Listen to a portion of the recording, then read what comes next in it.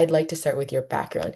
I know that you spent decades as a foreign correspondent. You've reported from a lot of different countries, conflict zones, UN meetings, etc. And can you share an experience from the field that changed the way you think about communicating or storytelling today? Well, I mean, uh, it's a very good question, and I must say that the way I view communications today is shaped by all my experiences of the past. I can't separate out one thing that made me see the world in a different way today. But so let me at least explain a bit about my background. Thank you for this opportunity, Sophia. So, um, look, I should I start at the very beginning, not where I was born, okay? But I was once a teenager too, Okay. okay? Yeah. And and back in the day when I was 13 years old or so, having entered high school, I enjoyed playing soccer, what Americans call soccer, what the rest of the world calls football. And all my closest friends were on the soccer team. And so I went out for the team, but I was terrible. Okay. I was very awkward, very clumsy, not very skilled. Okay. But back then, our coach was very open to whoever goes out for the team can make the team. We're not going to hurt anyone's feelings. Okay. So I was on the team, but I was lousy. Okay. But at least I was surrounded by my friends, right? Who would tease me about how bad I was. So then by the next year, my our sophomore year, my second year, then the coach decided he wanted to win a few more matches. So how about only the best players make the team this year, okay? So, needless to say, I didn't make the team. And poor young Michael, tears down his cheeks, okay, to be separated not from soccer, but from his friends. And then I had a revelation. The little light bulb went off over my head, which is, aha, I have a way to stay close to my friends. I could write about the team, okay, as a young sports reporter, right? Writing for first the school newspaper, then for our local town newspaper, okay? And so I'd always loved sports, following sports, reading the sports pages in the newspaper and all that. So then this really became a natural fit for me. I also loved gossip. So I loved being on the inside of who was doing what to whom and why and how, that sort of thing. Okay. So this was a very comfortable fit for me to then become a reporter, going to all the matches, not just documenting who did what, but also who played well and who didn't. So falling in love with the power of the pen, okay, back then. So that was as a teenager. Then I began covering step by step all the different sports teams at my high school. I became a sports editor, and so, like I said, I was writing for both the school paper and the town paper. And by then, I was like, yes, I want to become a journalist, specifically a sports journalist, reporting from Yankee Stadium, covering the New York Yankees, my favorite baseball team, who are not that far from here nowadays in New York City. And I dreamed of being able to go to the stadium every day, watching baseball every day, eating free hot dogs, and then after the game, going down to the locker room and interviewing the star athletes. I thought, what a life that would be. So then I went to journalism school as a student. I went off to university to study journalism at the University of Missouri. So then after graduating from journalism school, I'll speed up a bit. I was working as a young reporter in California for first one daily newspaper in Southern California for 2 years, then a weekly newspaper in Northern California for a year. And okay, I'll tell the quick story about one day my desk mate, a fellow reporter in Northern California in the capital, Sacramento. We were working for a newspaper there. I was just 24 years old at the time. And my colleague said, "Hey, Michael, listen to this. I have a friend who just began working writing for a newspaper in Europe, in a country called the Czech Republic, which we'd really barely heard of. This was 1993. And so then we thought, wow, that would be amazing to be working as a journalist for in a foreign country for a newspaper.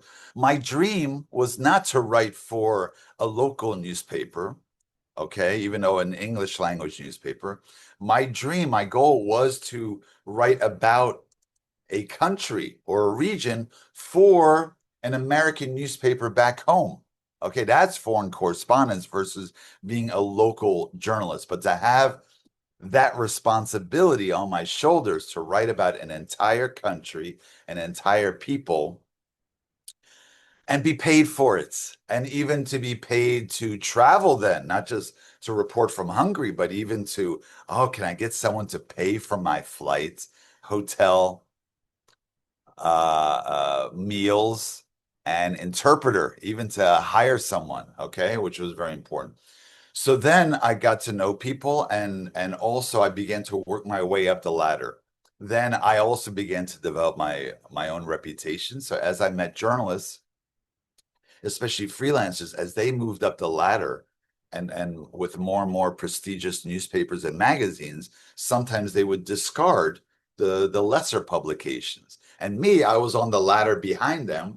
So it was always like, hey, I can no longer write for this newspaper magazine. Michael, I saw your articles. Are you interested? Okay, so developing your own reputation, all that. And so I eventually did that later too. I couldn't continue with certain publications, so I handed them off to other people behind me on the ladder. Okay. So step by step, I actually began uh, climbing the ladder. In fact, my first newspaper, my first magazine article, my first piece of foreign reporting, a friend of mine said, "Hey, Michael, I work for an accounting magazine." Accounting. Are you interested in that? No, I'm not interested in accounting at all, but I am interested in writing for a foreign publication.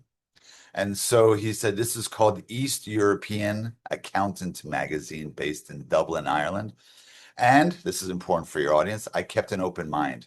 I'm young. I shouldn't be too rigid in my thinking that, oh, I'm interested in X, Y, Z. Instead, hey, this is an opportunity to also learn about A, B, C.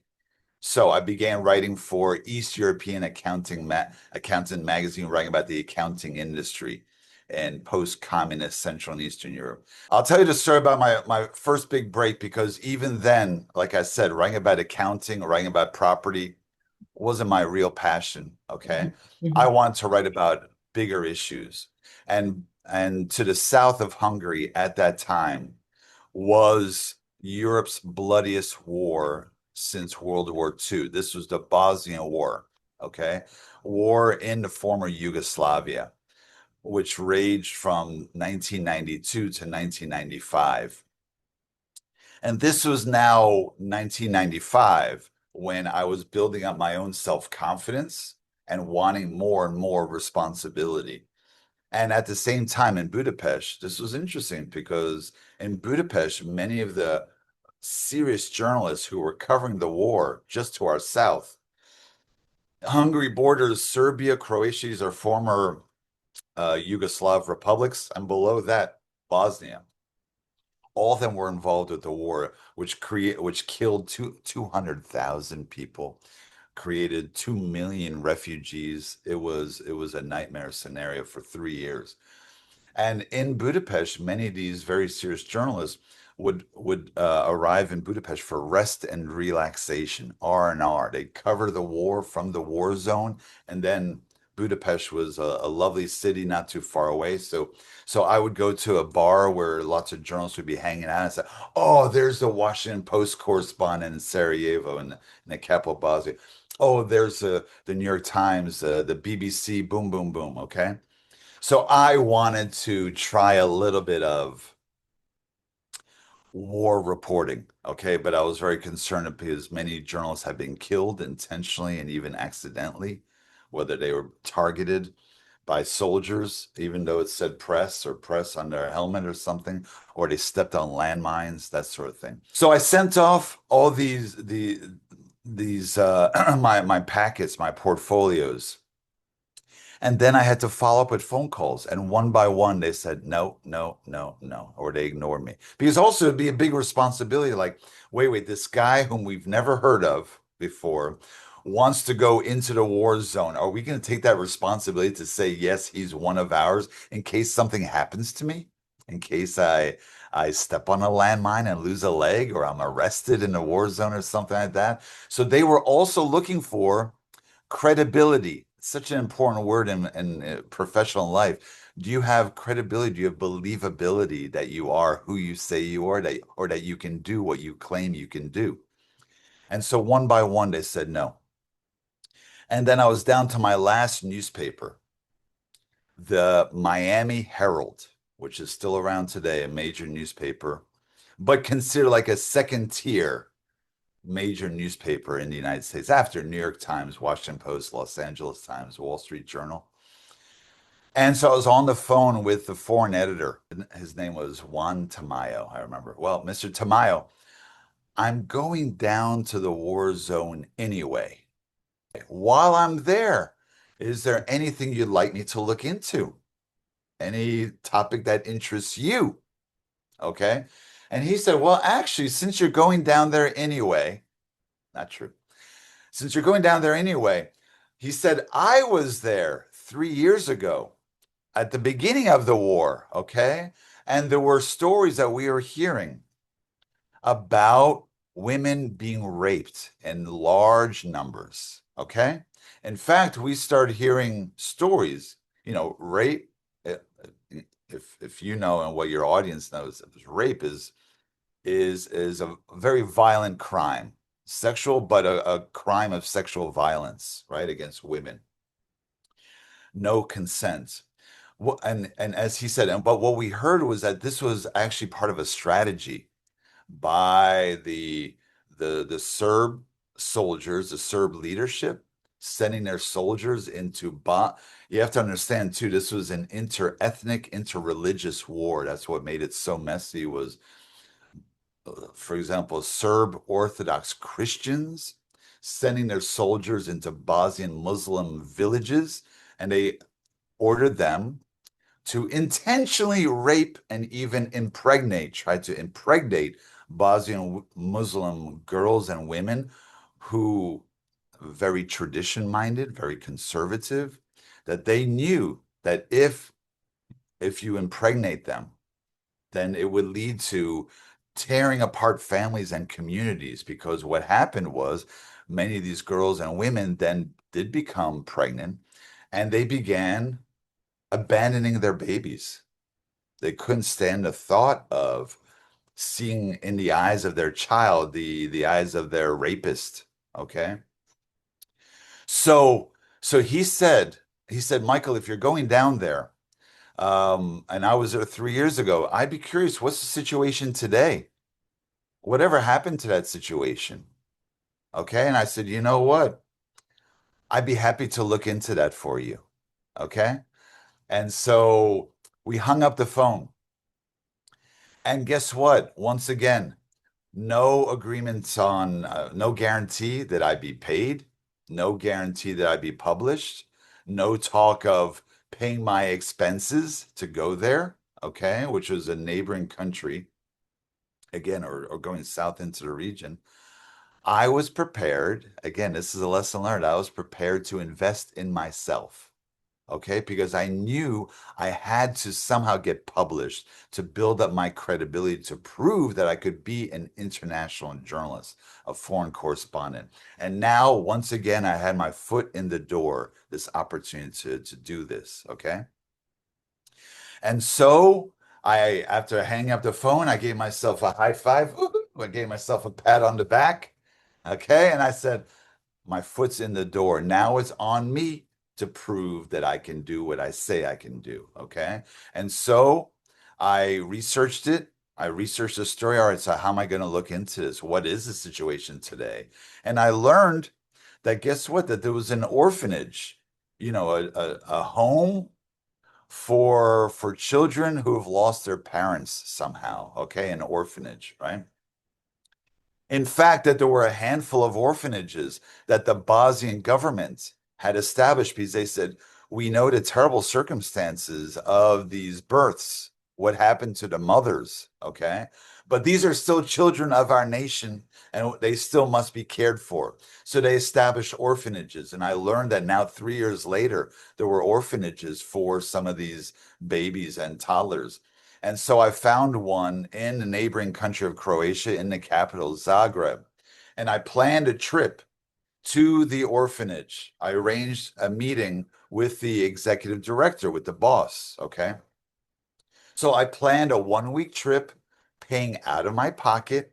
Okay, I took maybe it was a 6, 7 hour train ride, paid out of my pocket, paid for hotels, found an interpreter, a young Croat who could help translate for me, paid for them out of my pocket, paid for my meals and their meals. Okay, and spent 1 week there. Spent back then 600 US dollars, which was significant for me. Okay, maybe 4,000 kwai or so. Okay. And and not only did I wind up interviewing the director of the orphanage, but also then I earned her trust, where then she allowed me to interview some of her staff, the social workers, the psychologists. They allowed me to see some of the kids. That became part of my story. I actually described in my story the scene and how normal it looked, except that the circumstances were very unusual for this orphanage, right? Then I later interviewed an important lawyer who collected, he and his team, an American lawyer who collected interviews with the women who'd been raped. And from this situation, they put together the first case in history to the International Criminal Court at The Hague in the Netherlands, okay? The ICC. And for the first time in history, they went on to test this as rape as a war crime. Okay. So now this became my story. It started with, yeah, can you look into it? Now it became a story of value for the audience. Like, hey, it's no longer just about the individual cases and claims of rape. Now this is becoming a real news story today, which is an international criminal court case, rape as a war crime. Yeah, Any okay. any questions about that? No, Sorry, it's such a long. it's fine. It's such an inspiring story, frankly, and it's absolutely fascinating to hear like the whole trajectory of trying and like putting your foot through the door and then like having the investment and having the time and energy and effort to back up your claims. And that's essentially how it led you to one step in the next. And it's really motivational. So yeah, I really like that story. I'm glad to hear that, Sophia.